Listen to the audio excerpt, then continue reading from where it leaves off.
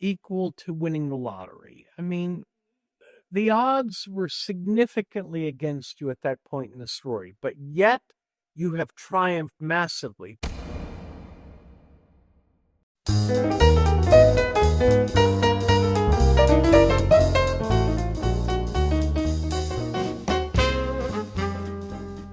Greetings, friends. I am honored. I'm excited and honored to be talking to my old pal, Tyson Cornell, who I've known quite some time, met him in a very serendipitous way. I met him at a bookstore a long, long time ago, a very prominent bookstore, and he has become, since that serendipitous meeting, one of the most influential, original minds in the world of book publishing today. I am astounded by his success, and he has his finger on the pulse of book publishing and publishing in general, I mean, audio and all of it, in a way that I think is most fascinating. So I've invited him to be here with us today to take us behind the curtain of the fascinating world of publishing, book publishing, and what's going on. So, Tyson, welcome to Without Notes, dear friend. Well, thank you very much, Michael. It's always nice to talk with you, but to be a guest on your show is a real honor. Well, thank you. You know, Tyson, where we want to begin our journey is not immediately in book publishing. I want to talk about you for a minute and your foundation. Where were you born? I was born in Iowa City, Iowa, but really my father was working there during my early years. I mostly grew up in Minneapolis, Minnesota. Wow, in the news lately. Wow. It Okay, is. so you spent your formative years in Minnesota and high school there, friend? Yeah, I went to Southwest High School in Minneapolis, and then moved out to Los Angeles to go to UCLA, then Cal State Northridge, and stayed out here. I've been on the West Coast longer than I was in the Midwest. Well, that is certainly where we met, of course, in Los Angeles. But in your formative years in Minnesota, were you a good student naturally, or is that something you had to work hard at? Or tell me about how you and school got along. I was a good student. I had issues with being challenged at school, and that led to I left high school early to go into post-secondary for that very reason. But yeah, I've always been the type of person that wants to learn. I was a bit of a smart ass kid that some teachers thought was amusing, but others may have not been so amused by it. I was the type of kid that would um, uh, listen to some teachings on Monday, then come back Tuesday after fact checking and correct my teachers, or not really correct them, but I was inquisitive. I would look stuff up and come back and say, well, actually, it did that really happen that way? And so if I had any problems in school, it was because of that. But I was just a zealous kid that liked to learn. Did you feel yourself in the early years to internally be what I guess we would refer to as a reformer personality, challenging systems, changing systems, disrupting systems? Is that kind of consistent with who you were in your early years? Yeah, absolutely. Um, I'm an introvert at heart, but I'm a question everything type person. Um, I stay loyal to um, humanity and myself more than I do ideologies.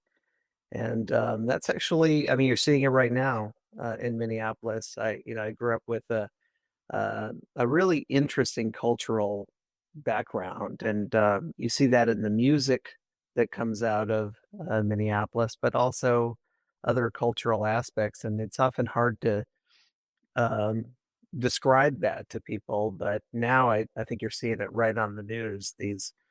The backlash that's happening isn't so much about ideology; it's just about people being human. Now, would you describe your home, if I met you in high school, would you describe your home as middle class, upper middle class, lower middle class? What type of environment was your home like? Well, my parents divorced when I was 5, and my mother struggled a bit.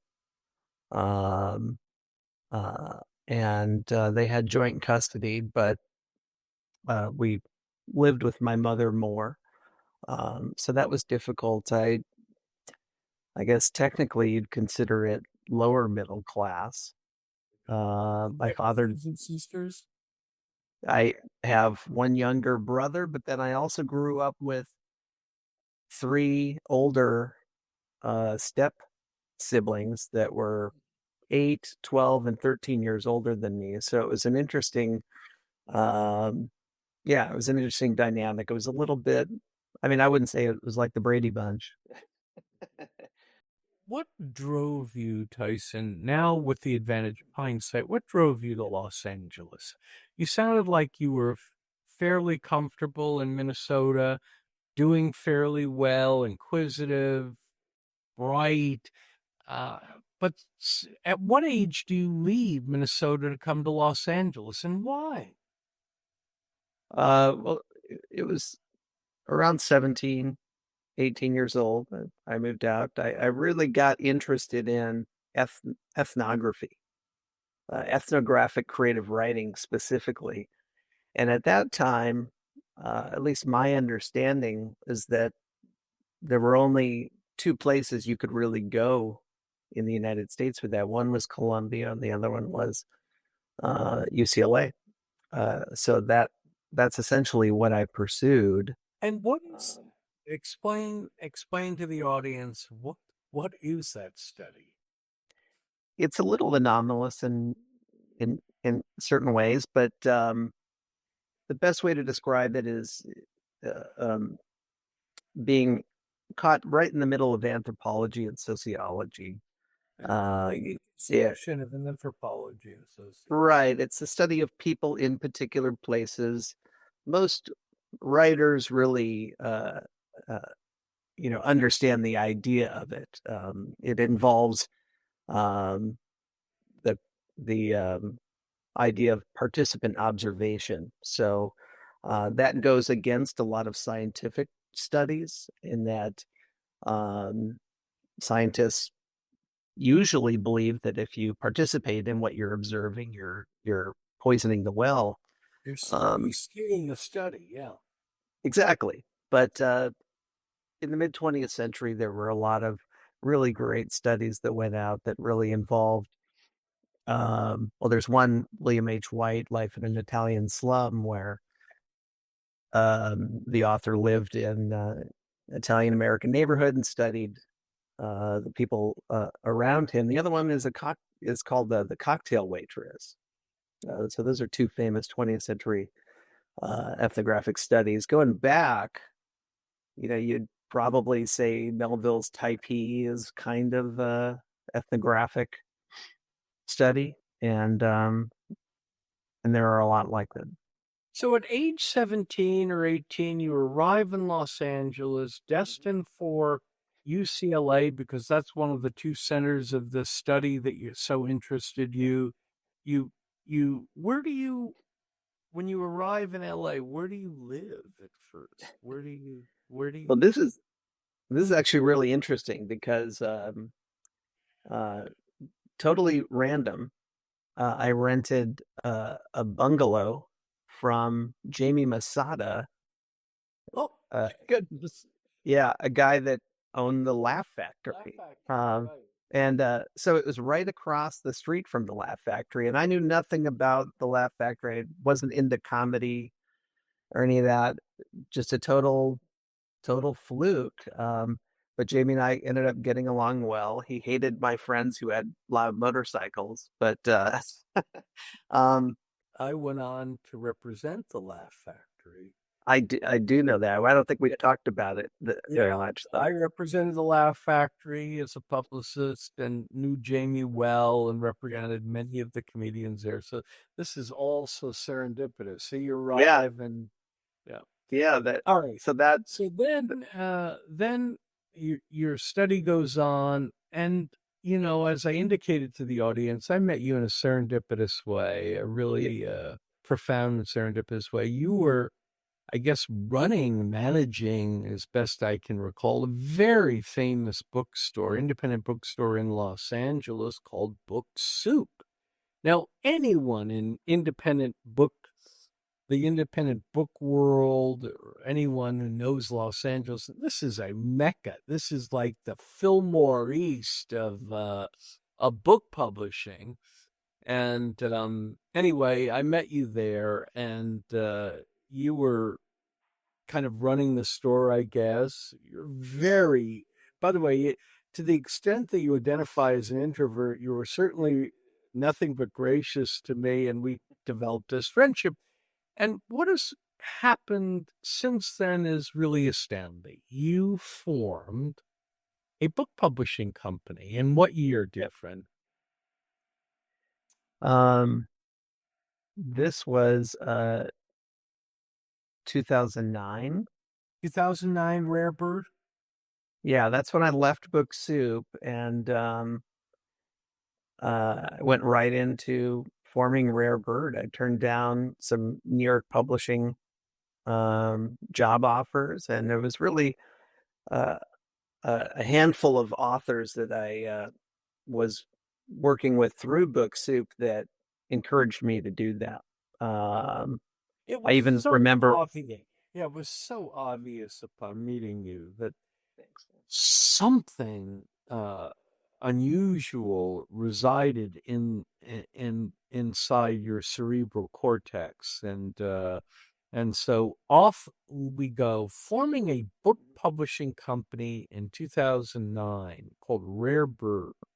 And then take the story from there, Tyson. What becomes, I mean, the chances in 2009 that Rare Bird is going to become a successful book publishing company in Los Angeles, California, are about equal to winning the lottery. I mean, the odds were significantly against you at that point in the story, but yet you have triumphed massively. Talk about that and what you learned and how it happened, and try to explain it to the audience.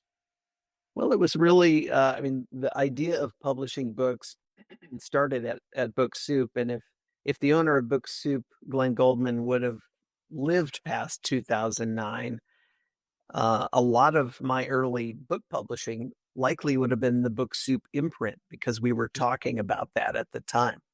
Um, so I redirected a lot of that energy and those ideas to projects, and we incrementally went up from 1 to 2 books a year to 3 to 4 to whatever.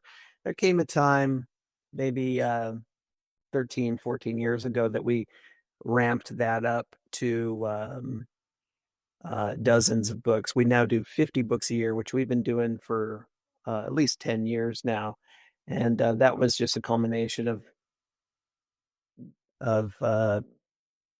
just putting together numbers that we couldn't be profitable or have the prospect of being profitable without high volume for independent publishing. So, um, I mean, we've just like Jason, when any. you founded Rare Bird in 2009, first of all, I'm just curious because as you know, I did know Glenn Goldman, who passed away tragically, and who was a special guy as well. And did you feel on some level that Rare Bird was a kind of vocational tribute to your association and relationship and friendship with Glenn, a tribute to his legacy, or no, you were just on your own? How did you feel about that? Absolutely, to a degree, yeah. I mean, the same way I stumbled upon Jamie Masada's Bungalow, I stumbled upon Book Soup just Yeah. because I lived down the street and needed a copy of The Wasteland. And I remember the very moment that I went in there. Um, and I mean, I describe it as like a CBGBs of the book world, but that's not entirely accurate. But yeah, this past June, the Book Soup had a 50th anniversary that I went back and mingled at, and that really made me think about things in an interesting way because a lot of my formative personality, especially with books, has the DNA of Book Soup, and I definitely owe that to Glenn. We didn't always agree on everything, but now that I've been running my own company for many years, um, I understand a lot of his criticisms back in the day. I mean, I was just a kid in his 20s back then. Yeah. Yeah. A very impressive one. So, okay. So, when you form Rare Bird, do you have a kind of book in mind, an archetype? Do you say, hey, I want to publish business books, or I want to publish novels, or I want to publish, uh, you know, beach reads, or I don't know, science books?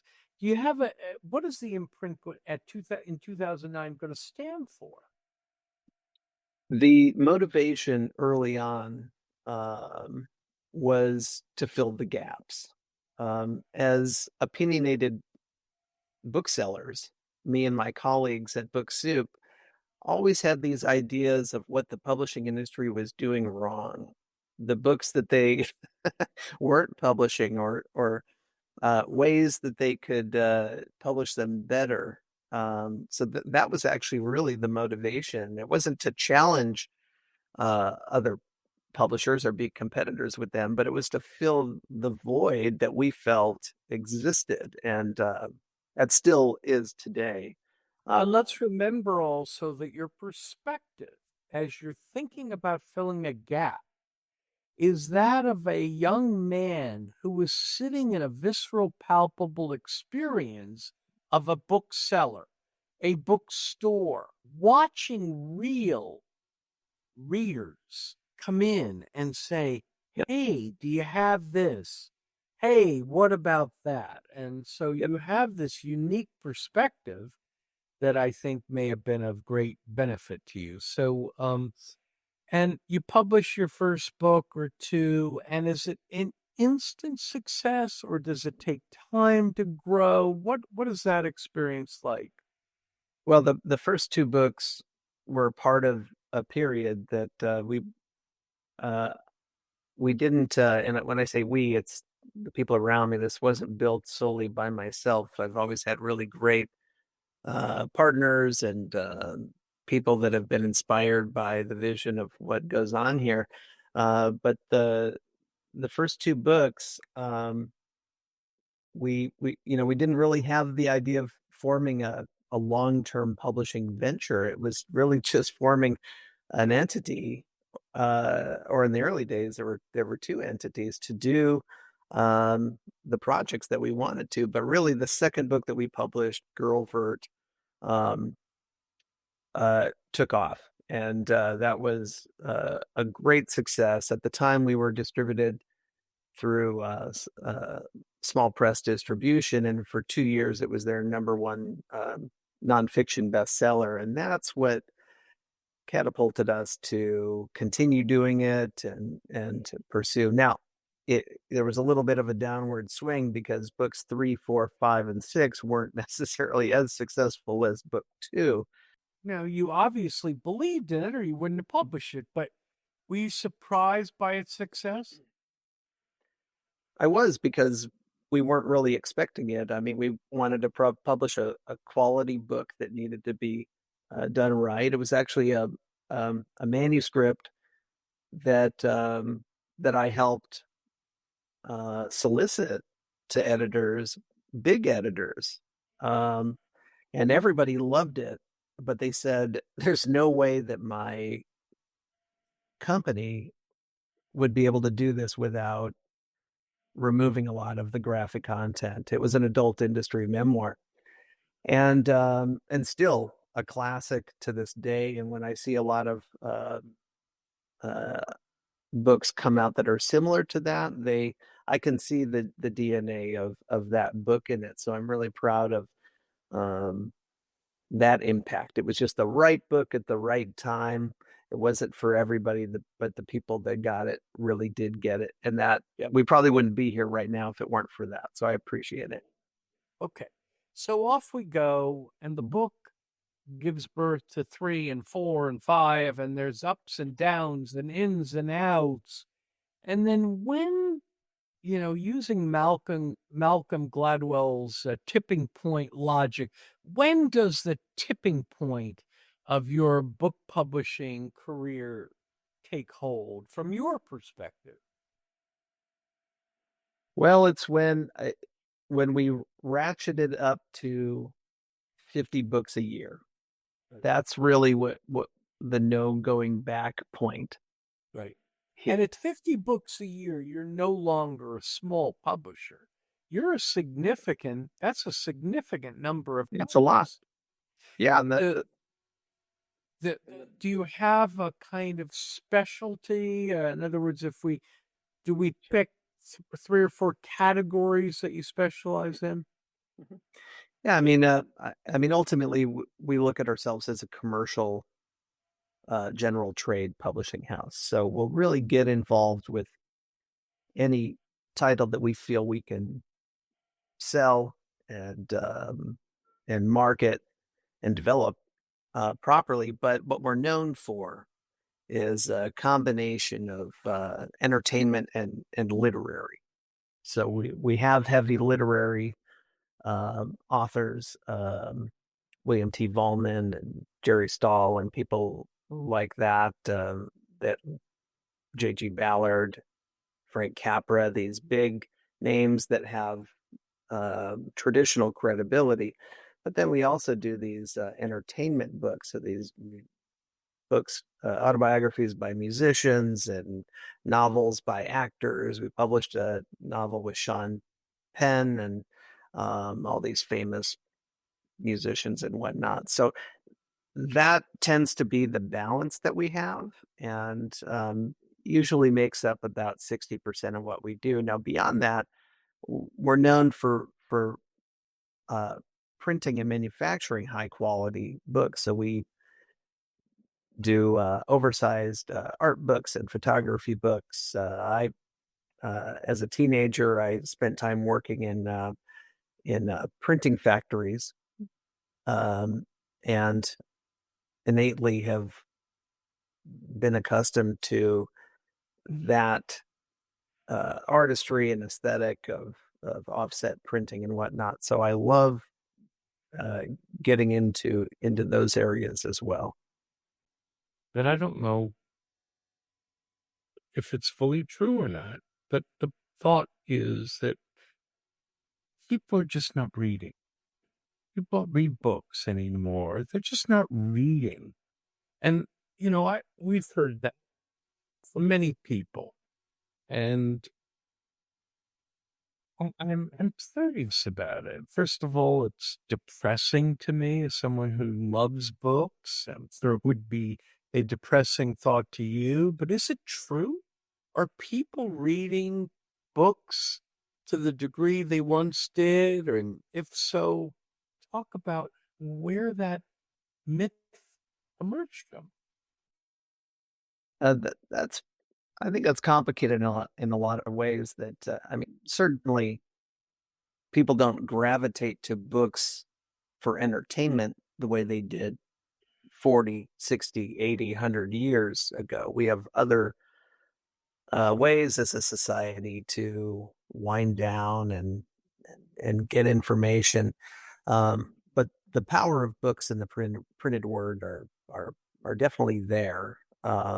Just look at the comparative of the record industry, where vinyl records went away, but they came back in full force. Um, the dedicated bibliophiles, I think, are always going to read. They know the power of books. They know that by reading the printed word, and especially in tactile book form, you you can't doom scroll while you're doing it. You can't be distracted. You have to be fully immersed, and there are rewards that come from that. The book industry is a little complicated with that because there's an adage in the book world. We publish books for people to buy first and then for them to read. Anybody that has a lot of books likely has a lot of them that they haven't gotten to yet. So much of our industry here is sustained on let's get them into people's hands first, and then we'll worry about whether they read them or not.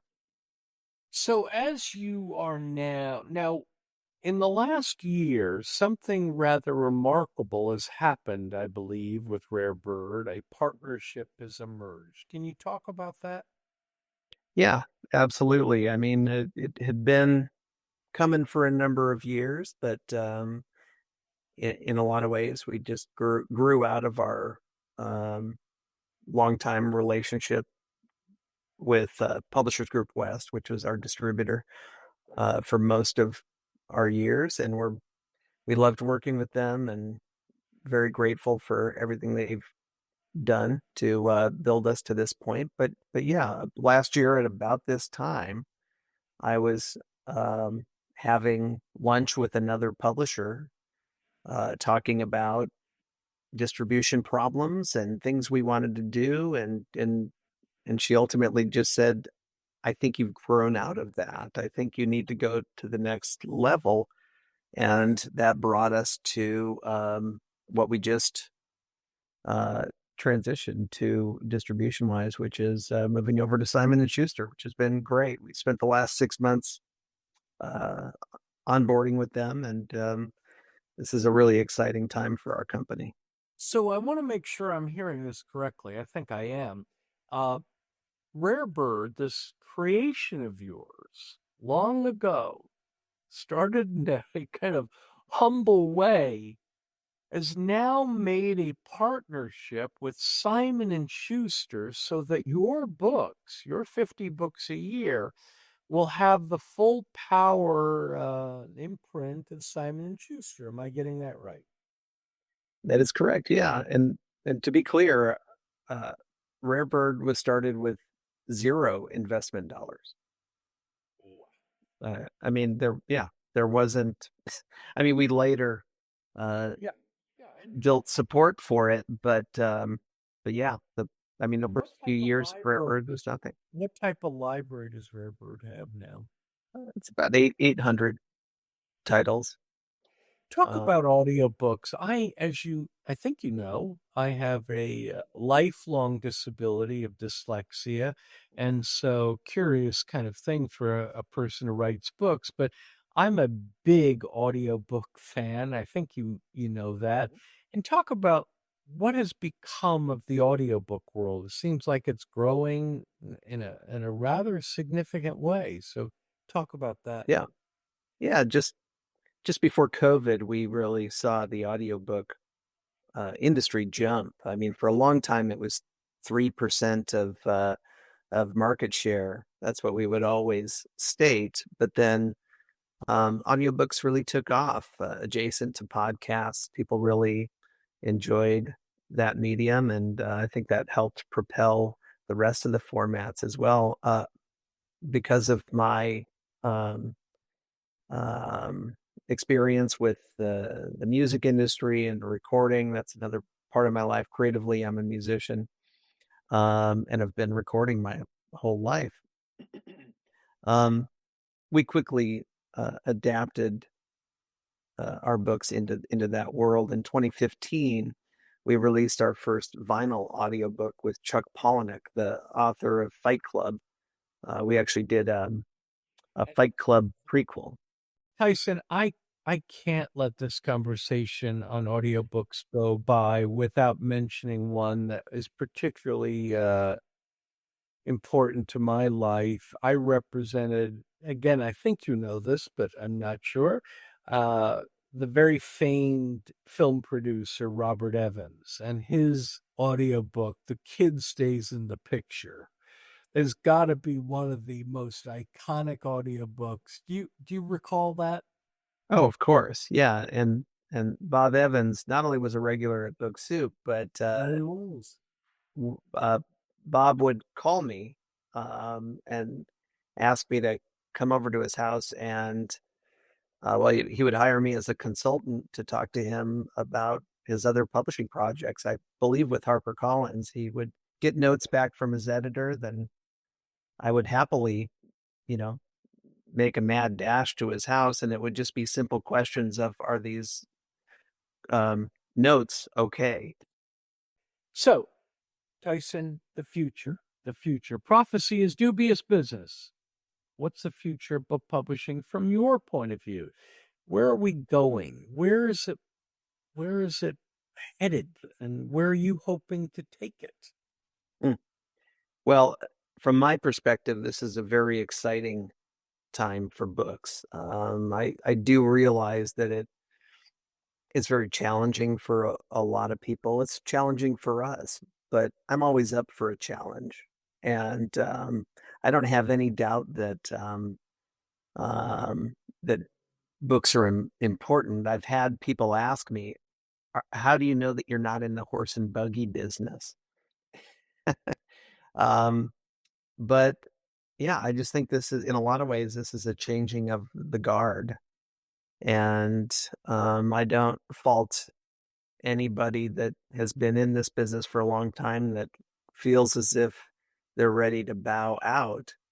But I think the book industry has a lot of amazing future in store, and actually just with the Simon and Schuster team, I'm amazed at how many um, younger people are working over there, and they're ridiculously smart and competent and jazzed about books. And for not jaded and cynical.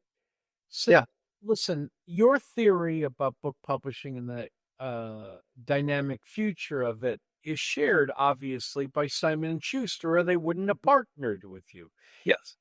Now, Tyson, before we begin the journey to ending our broadcast, I want to ask you for advice to authors. There are people watching this show all over the world, many of them interested in writing a book, some who already have written books, but many who are interested in writing a book. And if you were in a coffee shop with a potential author and he said, "Hey, Tyson, I'm thinking of writing a book. What do I need to do? What do I need to know? What mistakes do I need to avoid?" How would you answer this wonderful soul? Well, to quote James Elroy Reed, for one thing, uh, I'm I'm surprised at how many people I interact with who have written manuscripts or want to write manuscripts, and they don't read. I agree with I'm staggered by it. Yeah, I mean, that's like a musician that doesn't listen to music. I mean, you need to read, and if you're not, you got to figure out a way to do that, because if if you can't, you're not really going to have the stomach for the book publishing process. That said, one thing I love about just the creative arts in general, not just books, is that common thread of compulsion. Any creative person knows that that when they're on to that right manuscript or that idea, and they need to see it through, it's that they can't let it go from their brain.